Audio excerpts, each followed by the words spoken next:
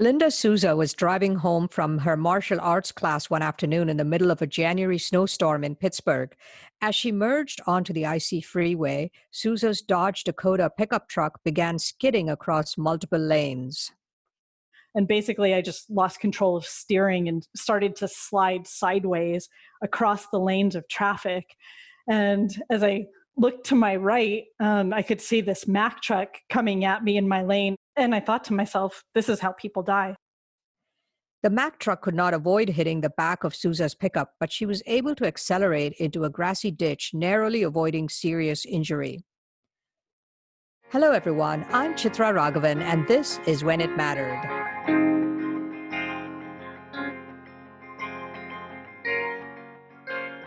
This episode is brought to you by Good Story, an advisory firm helping technology startups find their narrative. Needless to say, that was Souza's last winter on the East Coast. She moved to Los Angeles, where she's now Senior Vice President of Marketing at CareerArc. The company offers technology-based social recruiting and outplacement solutions to help HR leaders recruit and transition employees. Souza is a 7X tech startup marketer with more than 20 years of experience helping lead early stage and growth stage startups to successful exits. Prior to CareerArc, Souza served as Vice President of Marketing for cryptocurrency and blockchain startup Gem, where she was my colleague. Souza also served as Vice President of Marketing for Deep Six AI, an award-winning artificial intelligence software company. Linda, welcome to the podcast. Thank you, Chitra. I'm excited to be here. Tell us about that potentially fatal highway accident that January day. So I was training at a martial arts workshop, actually. This is back when I was living in Pittsburgh in the early 2000s. And it had started snowing while I was in the class because it was in January. And by the time I got out and had to hit the road to get home, which was a good 30 or 40-minute drive home, it was a full-on snowstorm.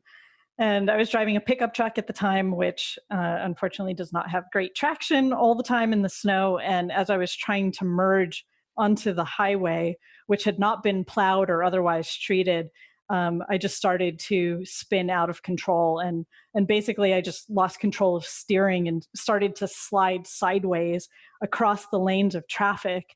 And as I looked to my right, I could see this Mack truck coming at me in my lane. And it was kind of like that one micro moment where I had to figure out, what do I do? Because, he's coming right at my driver's side. And I thought to myself, this is how people die.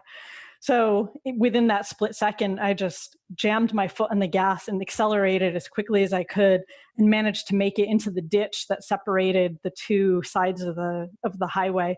And while he still hit the back end of my truck, fortunately, it was enough that it didn't do serious damage to me. It did a lot of damage both to my truck and to his truck, but no one was hurt. So, if I had been even a split second sooner, if I had frozen or, if that instinct to just take action hadn't kicked in, we might not be talking today. How did you regain control of the situation, and what did that teach you about yourself? What it taught me about myself is, we never know in a moment of emergency like that, when something's going to happen, what our reaction is going to be. I mean, we'd all like to think that, we're going to take the right action, we'll be a hero and whatever. But you really don't know until you're in a scenario like that, whether your reaction will be fight or flight or freeze, right? And so for me, fortunately, what it showed me is that in that split second, in that moment, my instinct is to be very clear-minded, to focus, not to panic, but just to focus on what do I need to do to get myself out of this and to take quick action. So that almost fatal brush with the Mack truck was in a way the culmination of a kind of a difficult childhood and early adulthood, wasn't it? Tell us a little bit about that.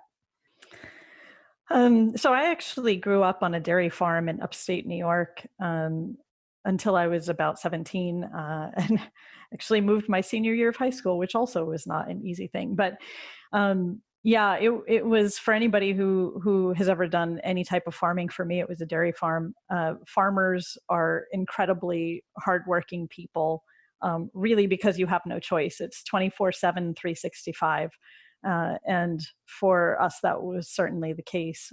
I know in my parents' case, they felt like by the time my sister and I were 7 years old, that was old enough to have chores and to be responsible, as contributors to on keeping up the farm and so forth. So at that point, that sort of began, I guess you could say, my working life. From the point I was 7 on, I always was on the hook for working and contributing. And, if there were holidays or vacations or like summer holidays or whatever, or weekends, that meant that we were available to work more. So, while during the school year on school days, I would come home and go directly out to the barn and spend a couple hours working.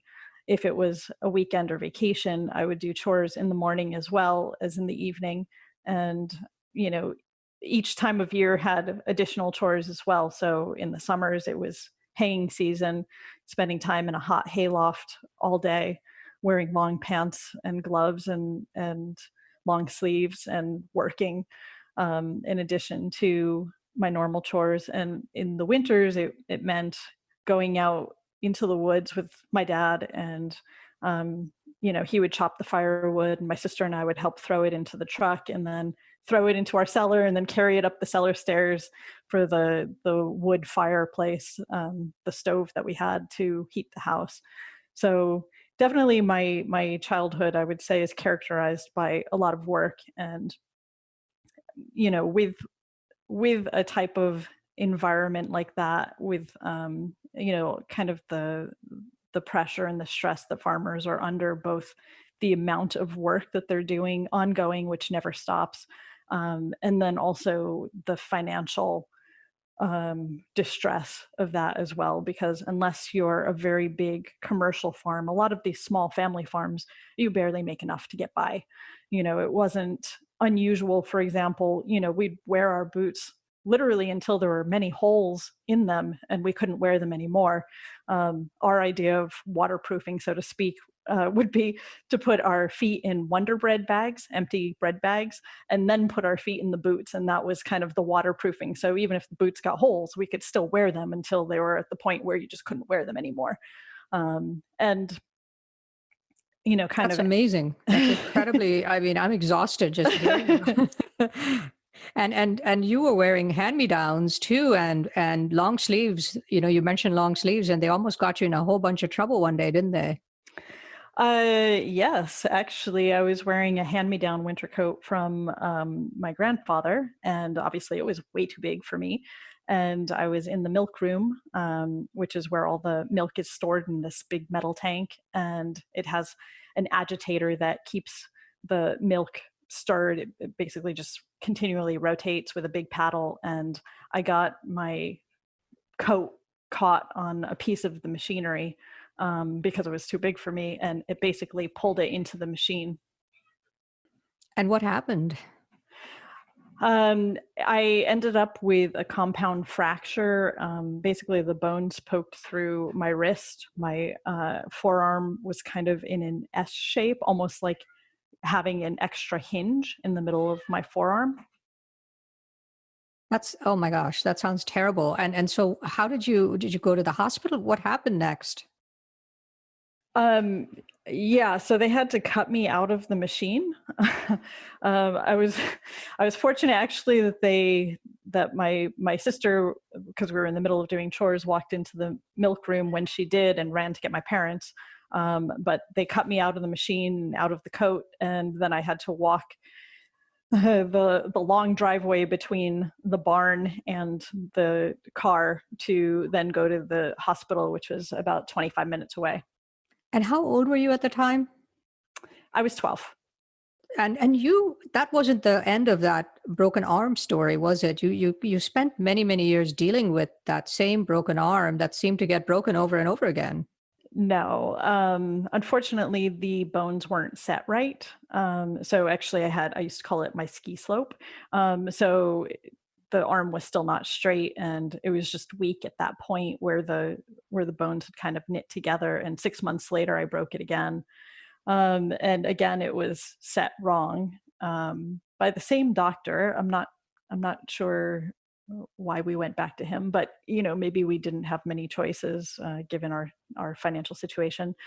And actually, Shriners Hospital for Children, they were the location in Montreal took me in. They specialize in both orthopedics and burns in children. And my case, I guess, was fair enough that they accepted me into their program. And that's when obviously they had to re-break the bones again and reset it and put in metal plate and steel screws. And did that help heal it? It did. I still have the screws and the metal plate in there. And you had other issues too in those days with your childhood, with your father, etc. Yeah, unfortunately, I think with the stress of farm life and financials and so forth, it kind of led to alcoholism for as far back as I can remember. So that's also something as a child that's hard to deal with. He was a little bit of an angry drunk. He didn't physically abuse us, but obviously he did a lot of yelling and breaking things. And sometimes there were times, for example, he would send my sister and I out into the field to pick up stones and things like that until it rained or my mom came out to get us. So that, yeah, definitely added another kind of layer of challenge to my childhood. So, what was the lasting impact of all of these stress points with the lack of money and your father's situation and all of those layers of stress? Would you say what did that teach you, and how did that shape you? I mean, I think those difficult situations, anytime you're faced with hardship, either you fall victim to it or it makes you stronger as a result. And I think for me, it was the latter. I think it was definitely a character building time. It gave me a lot of grit and perseverance. It gave me an appreciation for the value of hard work. Um, and I would say also a great deal of resourcefulness, which comes in handy, especially in my role working with startups. When we were working on the farm, you don't always have the luxury of being able to throw money at a problem, for example. So you need to find other creative ways of solving a problem that's maybe not, the obvious path. So having done that as a child actually has benefited me as an adult.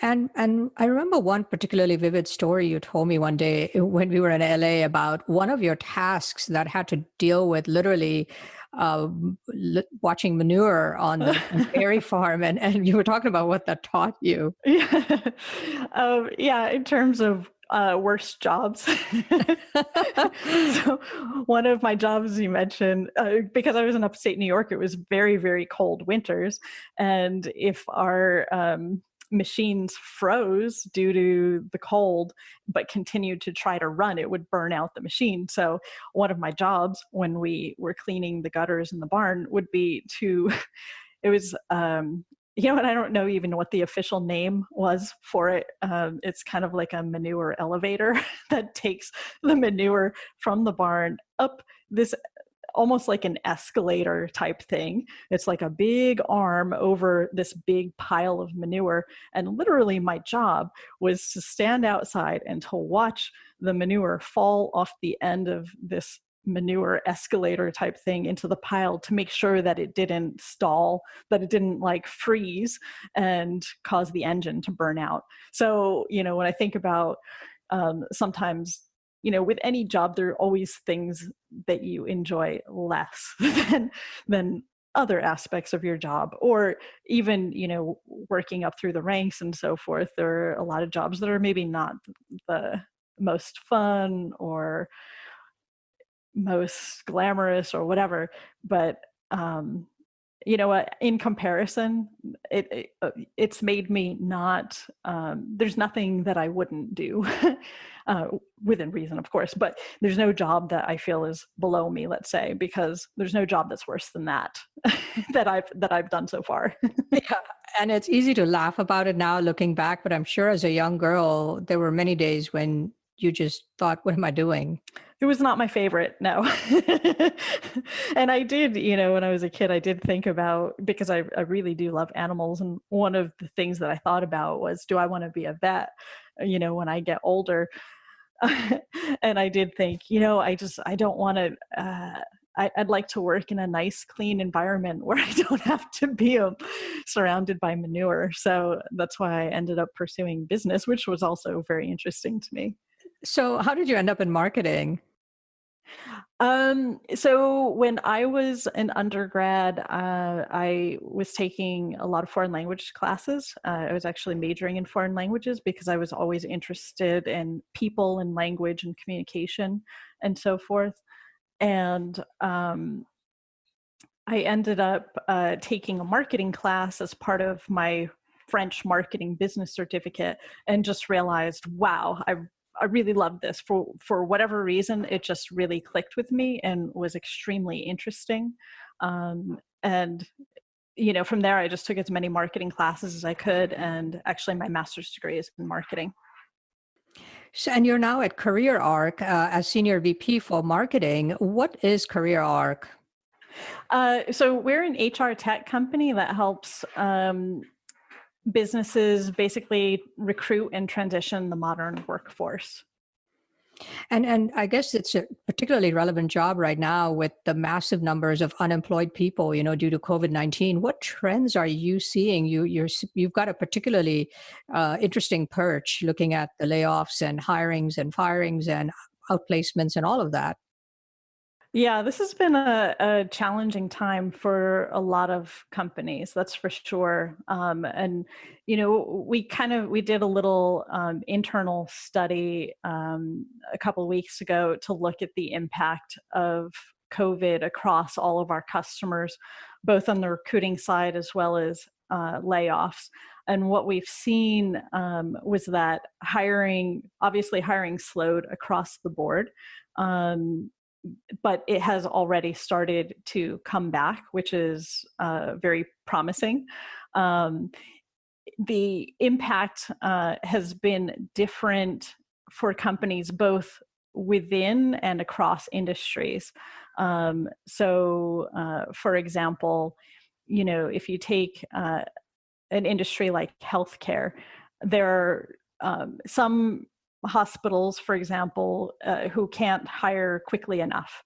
And then there are others, for example, who have a lot of elective procedures and so forth, which was paused for a while. And so for them, the impact was quite different. Same thing with, for example, senior living communities, where they continued or ramped up hiring because there was an outsized impact of coronavirus on the older population. So it's just very interesting that, you know, even within industries, and we've seen it even within regions where certain states, for example, based on the regulations and guidance put in place at the state level, have been impacted differently, even if it's the same company in just a different location. COVID-19 has caused these sweeping changes in the way people work. What are you seeing, and what do you think is going to be the long-term impact, not just remote work, but talent strategy, compensation, pay scales, all of those things? Well, yeah, I mean, I think right now it's causing a lot of us to reimagine the way that we're working.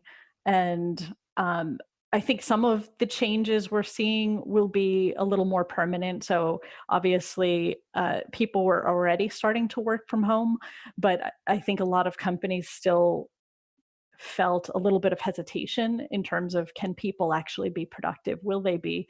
And now this is proven, yes, you know, in the majority of cases, that model could work. So I think we'll see a lot more of that going forward. I don't think it'll be everybody will permanently work from home at all companies, but I think there's going to be a bigger appetite for that and a bigger demand for that. And then that opens up things like, okay, well, does that mean, for example, if I'm in a place where it's very expensive to live, and so salaries are elevated, does that open me up to talent in different parts of the country if I don't need someone to physically come in every single day? And that also entails, well, now we have to rethink the compensation structure. Do I pay less if I'm hiring in Kansas versus Los Angeles?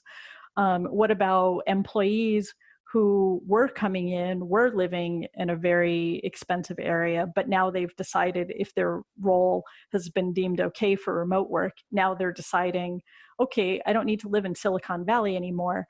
I'm going to go live in Idaho. Should we adjust their salaries? Is that fair? Can we do that? These are the questions that companies are asking. And I think there's going to be many more questions.